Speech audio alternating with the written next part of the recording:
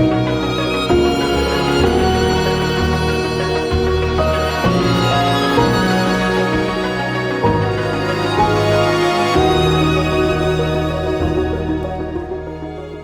Welcome to legal awareness web series. Kerala के governor Arif Mohammad Khan साहब एक बड़े सीजन्ड पॉलिटिशियन हैं।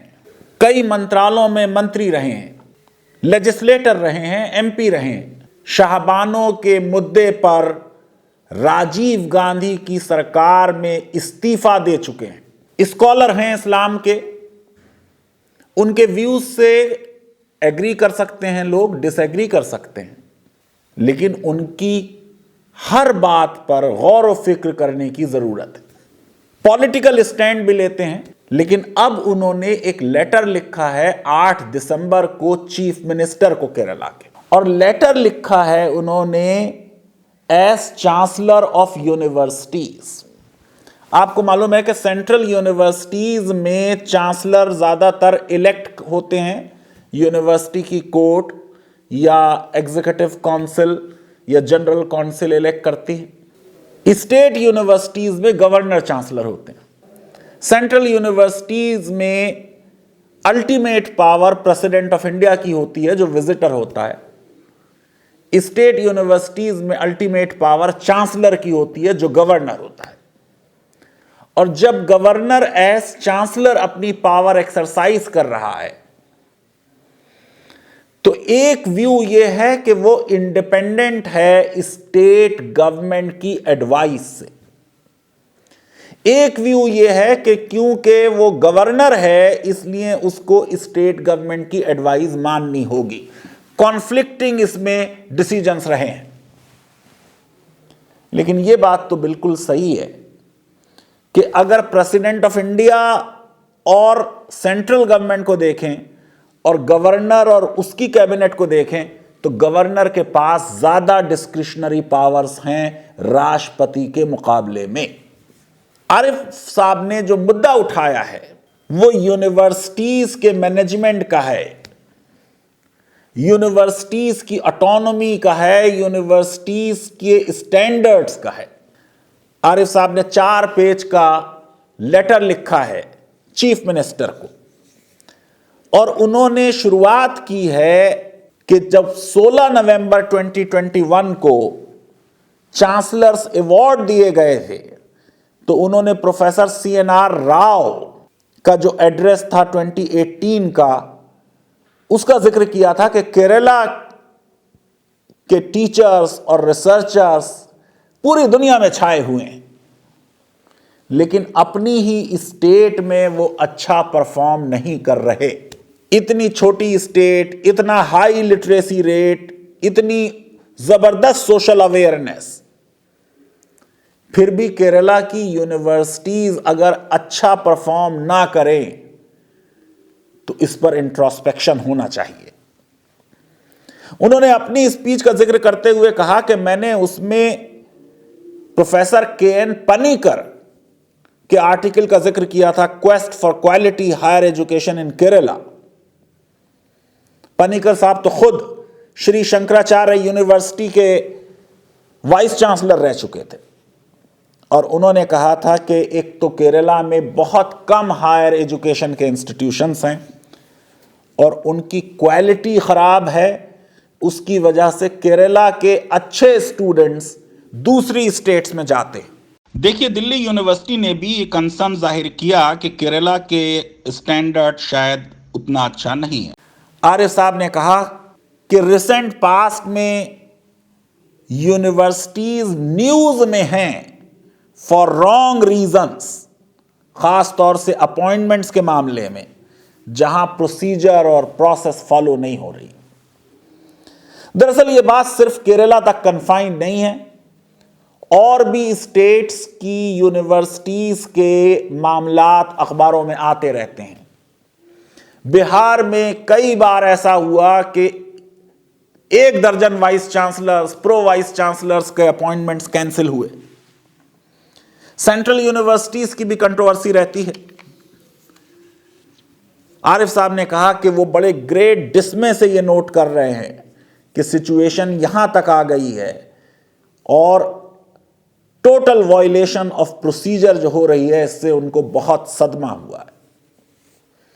फिर उन्होंने एग्जाम्पल दी है कि वाइस चांसलर कन्नूर यूनिवर्सिटी के जो अपॉइंट हुए गोपीनाथ रविंद्रन, इनका रीअपॉइंटमेंट का मामला था। 4 साल के लिए फिर रीअपॉइंट किया गया। ये 60 साल के हो चुके हैं और 60 साल अपर एज है अपॉइंटमेंट की। अगर ये बात है तो फिर तो इस अपॉइंटमेंट की इलीगैलिटी पे कोई क्वेश्चन ही नहीं उठाया जा सकता। आरिफ साहब क्योंकि लॉ ग्रेजुएट हैं, कानून को समझते हैं, स्टैट्यूट को पढ़ सकते हैं, एक्ट को पढ़ सकते हैं। ऐसा मालूम होता है कि स्टेट गवर्नमेंट में और आरिफ साहब में एक लीगल बहस हुई है। एक्सटेंशन क्या है, रीअपॉइंटमेंट क्या है। जो यूनिवर्सिटीज की स्टैट्यूट्स होती हैं उनमें दिया होता है कि जो वाइस चांसलर अपना टर्म खत्म कर ले उसके टर्म को 1 साल तक के लिए एक्सटेंड किया जा सकता है। आमतौर से यह एक्सटेंशन जब होता है जब सर्च कमेटी की प्रोसेस हो गई हो और सरकार माइंड ना मेकअप कर पा रही हो कि किसको वाइस चांसलर बनाए, या अगर किसी यूनिवर्सिटी में कोई और प्रोसेस है, वो प्रोसेस कंप्लीट हो गई हो और प्रेसिडेंट ऑफ इंडिया या गवर्नर पिकअप नहीं कर पा रहे हो किसी वजह से, या उनको पैनल पसंद ना हो, वो पैनल वापस कर रहे हो, तो ऐसे में वाइस चांसलर को एक्सटेंशन दे देते हैं। यह भी हो सकता है कि कोविड के दौरान वाइस चांसलर कुछ काम ना कर पाए, अगर गवर्नर को या राष्ट्रपति को लगता है कि इनको 1 साल और दे दिया जाए तो एक्सटेंड किया जा सकता है। लेकिन रीअपॉइंटमेंट का मतलब है पूरे 5 साल या 3 साल जो भी एक्ट में टर्म दिया हुआ है उसके लिए वाइस चांसलर का रीअपॉइंटमेंट होना। तो रीअपॉइंटमेंट अलग चीज है और एक्सटेंशन अलग चीज है। एक्सटेंशन सिर्फ 1 साल तक का मैक्सिमम हो सकता है। रीअपॉइंटमेंट में पूरा टेन्योर मिलता है। रीअपॉइंटमेंट के लिए सर्च कमेटी की जरूरत नहीं होगी क्योंकि उस आदमी का सर्च कमेटी से अपॉइंटमेंट हो चुका है। एक्सटेंशन एक टेम्परेरी मेजर है, आमतौर से वो 1 साल और टिल फर्दर ऑर्डर्स होगा। मुझे ऐसा लगता है कि आरिफ साहब ने यह कहा होगा कि इन वाइस चांसलर को एक्सटेंशन दे दें और एक्सटेंशन 60 इयर्स की एज के बाद भी वैलिड रहेगा, जबकि सरकार रीअपॉइंटमेंट के लिए इंसिस्ट कर रही होगी। आरिफ साहब ने कहा कि भाई आप जो ये मुझे अनसाइंड नोट दे रहे हैं जो सरकार के लीगल एडवाइजर गवर्नर से मिले होंगे, इस पे जाकर एडवोकेट जनरल का ओपिनियन ले आए। और ऐसा लगता है कि शाम तक वो एडवोकेट जनरल का ओपिनियन आ गया और गवर्नर केरला ने कंट्रोवर्सी ना हो इसलिए ये अपॉइंटमेंट का ऑर्डर साइन कर दिया। ये आरिफ साहब की आदत के खिलाफ बात है, लेकिन उन्होंने पार्लियामेंट्री डेमोक्रेसी को समझते हुए, चीफ मिनिस्टर और कैबिनेट के डिसीजन को देखते हुए मेरे ख्याल से इस मामले में कोई ज़्यादा सख्त स्टैंड नहीं लिया। फिर वो लेटर में लिखते हैं कि दरअसल हो ये रहा है कि यूनिवर्सिटीज में अपॉइंटमेंट्स के मामले में पॉलिटिकल नॉमिनीज भर दिए जा रहे हैं, नॉन एकेडमिक डिसीजंस ले रहे हैं, लोगों के पॉलिटिकल एफिलिएशंस देखे जा रहे हैं। और अगर ऐसा हो रहा है तो उसकी वजह से यूनिवर्सिटीज में इनडिसिप्लिन हो रहा है, अपॉइंटमेंट्स कोर्ट में चैलेंज हो रहे हैं, और कुछ मामला में शायद उन्होंने जिक्र किया कि किसी से कहा गया कि विड्रॉ कर लो केस, फिर भी उसने 6 महीने तक विड्रॉ नहीं किया। यह भी एक बात याद रखने की है कि UGC regulations directly state universities पर अप्लाई नहीं होती। तमिलनाडु में एक एसोसिएट प्रोफेसर वीसी बन गई थी और वो मैटर जब सुप्रीम कोर्ट में गया तो सुप्रीम कोर्ट ने कहा कि यूजीसी रेगुलेशंस सेंट्रल यूनिवर्सिटीज के लिए मैंडेटरी हैं, स्टेट यूनिवर्सिटीज के लिए डायरेक्टरी हैं। मैं समझता हूं कि कई स्टेट्स में ऐसा हो चुका है कि असिस्टेंट प्रोफेसर्स भी वाइस चांसलर बन गए।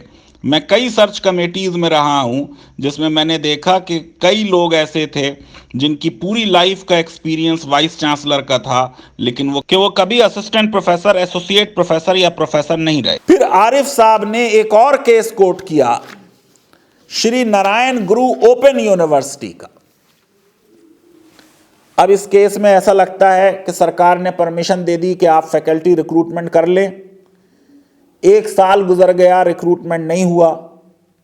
ये ओपन यूनिवर्सिटी है। अब आपको मालूम है कि ओपन यूनिवर्सिटीज में कोर्सेज रन करने के लिए जनवरी और अक्टूबर में यूजीसी परमिशन देती है। तो आरिफ साहब ये कह रहे हैं कि जनवरी वाला मामला शायद अब हाथ से निकल गया और अब अक्टूबर से पहले ये यूनिवर्सिटी इन कोर्सेज को ऑफर नहीं कर पाएगी। फिर आरिफ साहब ने यह भी बात कही कि यह तो हद ही हो गई है कि एक वाइस चांसलर का अपॉइंटमेंट हो गया हो और उस वाइस चांसलर को सैलरी ना मिल पा रही हो, क्योंकि गवर्नमेंट उसकी सैलरी फिक्स नहीं कर पा रही। उन्होंने लिखा है कि यह श्री नारायण गुरु ओपन यूनिवर्सिटी के वीसी को सैलरी नहीं मिल रही है। उन्होंने लेटर लिखा मई में, जून में, अगस्त में। उसके बावजूद भी सरकार अगर गवर्नर के लेटर पर एक्ट नहीं कर रही तो यह तो केरला की गवर्नमेंट के लिए बहुत ही बुरी बात है। फिर उन्होंने एग्जाम्पल दी शंकराचार्य संस्कृत यूनिवर्सिटी की कि selection committee headed by vice chairman of state planning board ने रिकमेंड कर दिया एक single name for the appointment of vice chancellor.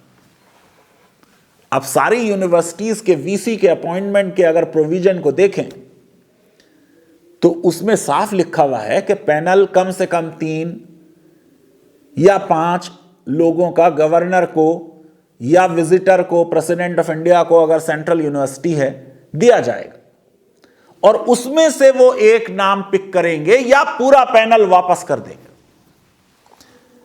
अगर शंकराचार्य संस्कृत यूनिवर्सिटी की सर्च कमेटी ने केरला के गवर्नर को एक नाम सिर्फ रिकमेंड किया तो यह बिल्कुल क्लियर वायलेशन है यूजीसी गाइडलाइंस का। आपको मालूम है कि 2010 में जो यूजीसी रेगुलेशंस आई उनमें सबसे पहले वाइस चांसलर्स की क्वालिफिकेशंस आ गई कि वो प्रोफेसर होगा, 10 साल का एक्सपीरियंस होगा। मैंने इस पे कई आर्टिकल लिखे और मैंने कहा कि सिर्फ प्रोफेसर को वाइस चांसलर के लिए एलिजिबल बनाना सही नहीं है।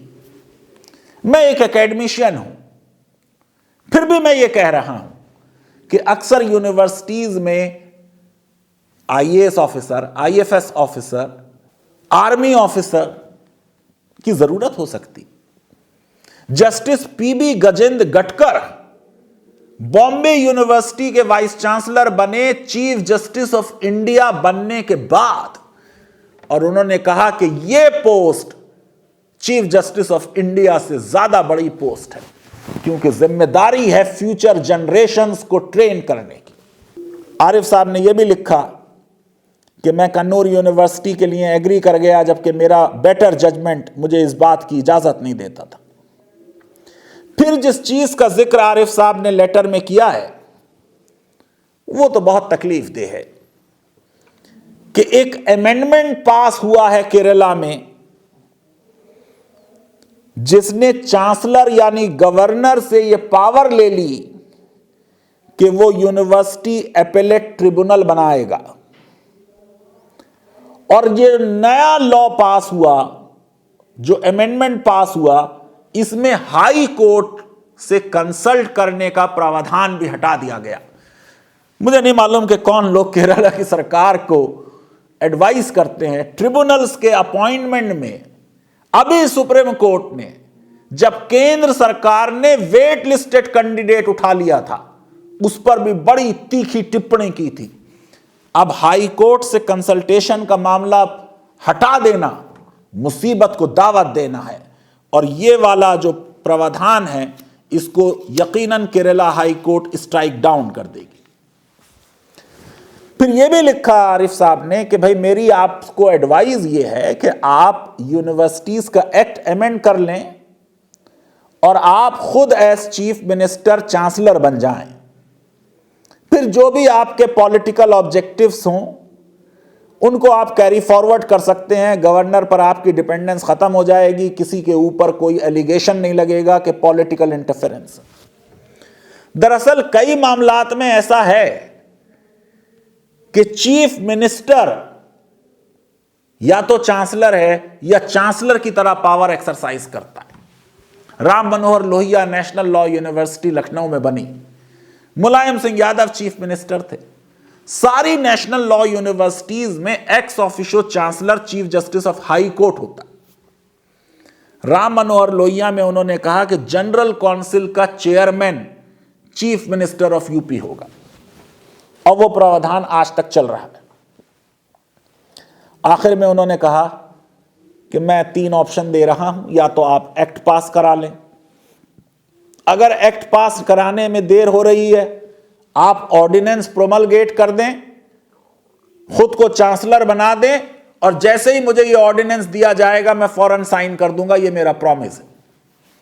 और अगर ये दोनों नहीं कर सकते तो फिर आप एडवाइस दें किस तरीके से गवर्नर ये पावर चांसलर की डेलीगेट कर सकता है चीफ मिनिस्टर को। ये बहुत सख्त लेटर है। इसके फौरन बाद चीफ मिनिस्टर साहब के ऊपर बेटर सेंस प्रिवेल किया। उन्होंने बयान दिया कि आरिफ साहब को पब्लिक नहीं करना चाहिए था, हम मिल बैठ के बात कर सकते हैं, समस्या हल की जा सकती है। बेहतर है कि ऐसे मामले में चीफ मिनिस्टर खुद गवर्नर से मिलें और जो गवर्नर के जेन्युइन कंसर्न्स हैं उनको सुने। यूनिवर्सिटीज को पॉलिटिक्स का अड्डा ना बनाया जाए। यूनिवर्सिटीज के अपॉइंटमेंट फेयरनेस पर और यूनिवर्सिटीज के इंटरेस्ट में हो, उसी में राष्ट्रहित है। लीगल अवेयरनेस वेब सीरीज अगर आपको पसंद आती है तो मेरी रिक्वेस्ट है कि हमारे इस वीडियो को वाइडली शेयर करें, हमारे चैनल को सब्सक्राइब करें और बेल आइकन और लाइक जरूर क्लिक करें। बहुत बहुत शुक्रिया, धन्यवाद, थैंक यू वेरी मच।